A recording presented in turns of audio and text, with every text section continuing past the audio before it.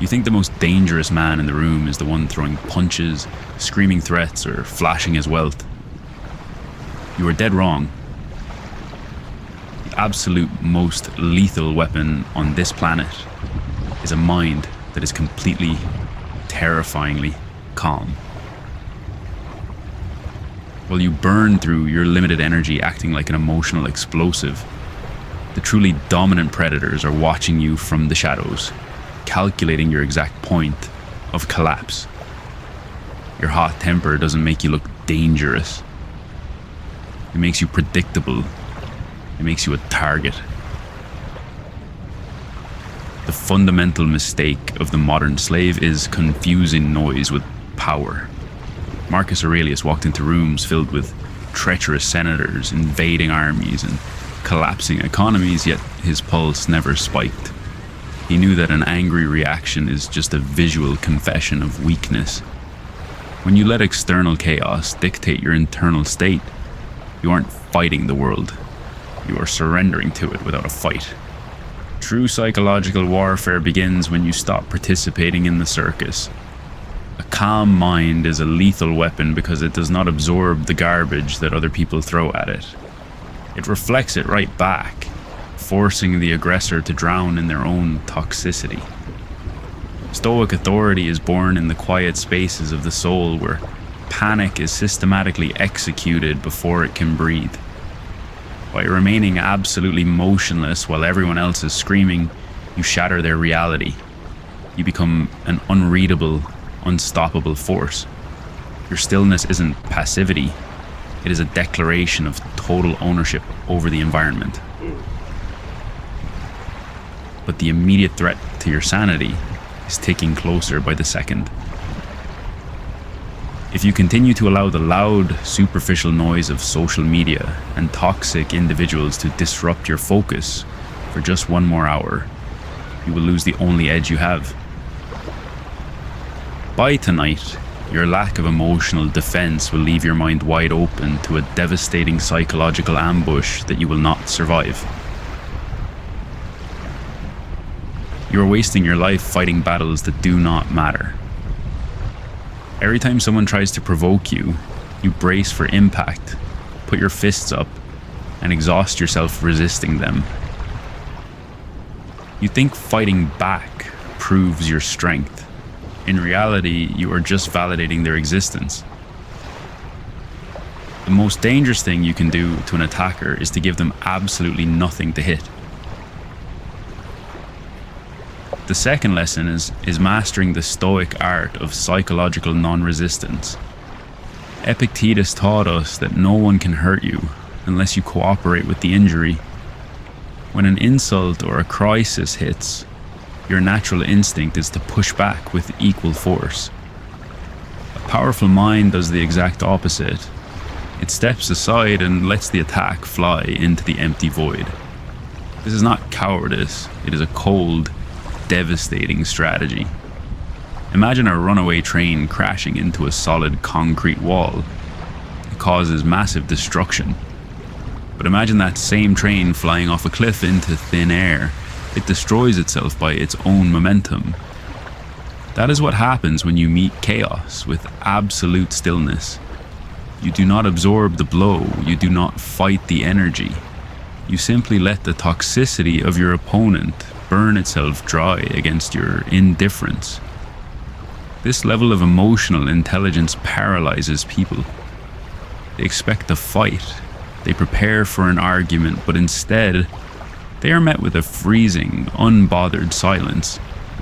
By practicing non-resistance, you save your vital energy for execution, while your enemy completely drains their own battery trying to get a reaction out of a statue.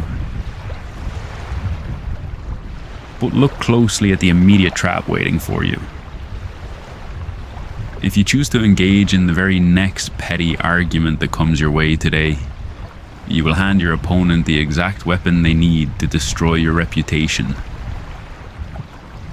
By tomorrow morning, your inability to drop your guard and let things slide will drag you into a toxic mud fight that will cost you your dignity and your peace of mind. You view a crisis as a tragedy. When things go wrong, when your plans fall apart, or when betrayal hits you from nowhere, you collapse into a pit of self-pity and panic. You ask the universe why this is happening to you. You act like a victim, waiting for the storm to pass. Let me pull you out of that delusion. A powerful mind does not wait for the storm to pass. A powerful mind learns how to ride the lightning. The third lesson is the ultimate secret of Stoic authority, turning chaos into raw, unadulterated fuel. Marcus Aurelius delivered the definitive blueprint for this mindset when he wrote that the impediment to action advances action. What stands in the way becomes the way. An emotional amateur sees an obstacle and stops dead in their tracks, crying about the unfairness of life. A high-status individual sees that exact same obstacle and smiles, treating it as an unexpected injection of power. When chaos strikes your environment, your emotional intelligence must immediately kick into a predatory gear. You do not just tolerate the chaos, you internalize it, analyze it, and weaponize it against the problem itself. If an enemy spreads lies about you, you do not waste your breath defending your name. You use their slander as free publicity, turning their attack into a spotlight that showcases your flawless execution and unshakable calm. If a business project completely collapses, you do not mourn the loss. You use the clean slate to build a far more lethal, bulletproof strategy from the ashes. This is not toxic positivity. It is a cold, calculated psychological inversion.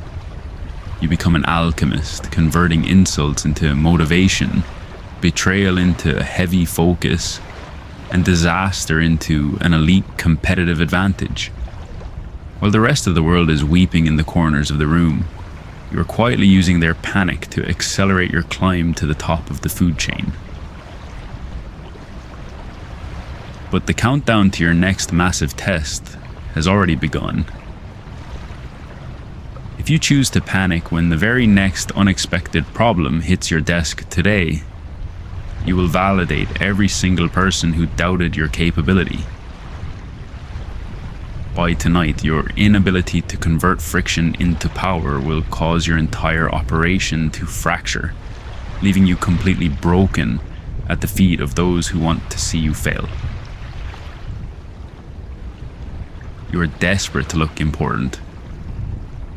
You talk too much, you flash your achievements, and you think that dominating a room means holding the microphone.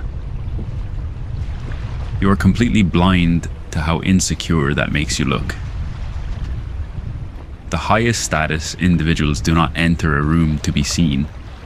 They enter to observe. They are the predators of the quiet room, and their silence is a targeted psychological attack. The fourth lesson is understanding the terrifying authority of a mind that does not need validation. Seneca noted that we are more often frightened than hurt, and we suffer more from imagination than from reality. An emotional person walks into a room and instantly broadcasts their vulnerabilities through nervous chatter and defensive body language. A powerful Stoic master steps into that same space and remains completely detached. They do not talk to fill the awkward silence. They lean back, they lower their pulse, and they let their quiet presence dominate the atmosphere. This is the peak of high-status behavior. When you refuse to react, you force everyone else in the room to start guessing. They wonder what you know, they wonder why you are not afraid, and they begin to project their own internal insecurities onto your silence. Your calm mind becomes a mirror that reflects their deepest fears right back at them.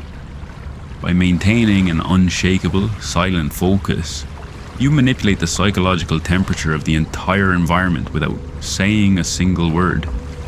You become the predator, because while they are wasting their energy trying to impress you, You are quietly mapping out their weaknesses, analyzing their motives, and positioning yourself for absolute victory.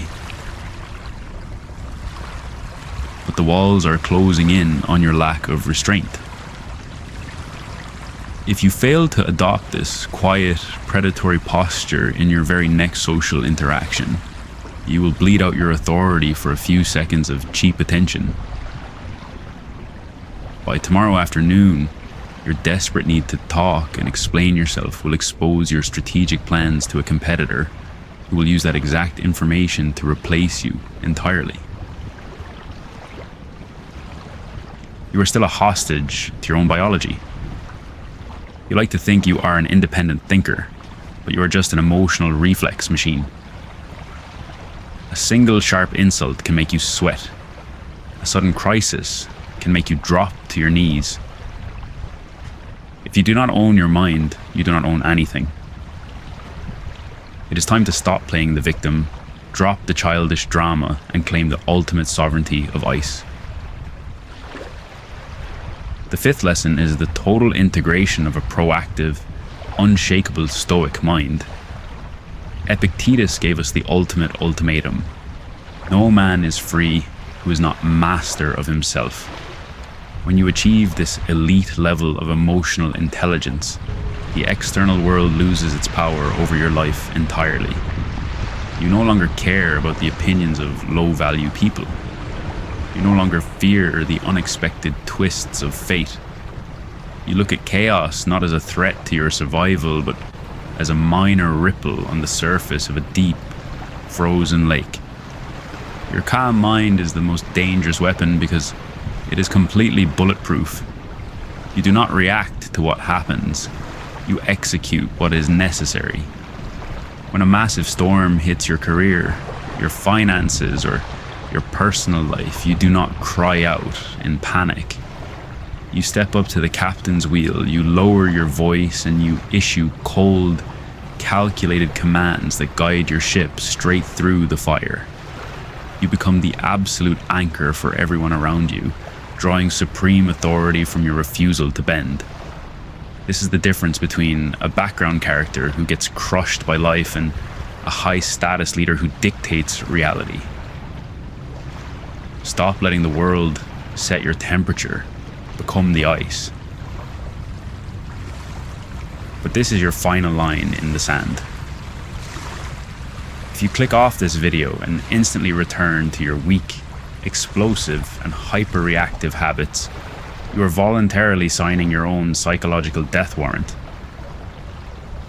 By tomorrow morning, you will remain just another fragile casualty of the modern world, entirely forgotten by a system that only respects cold, unshakable power. The decision is yours.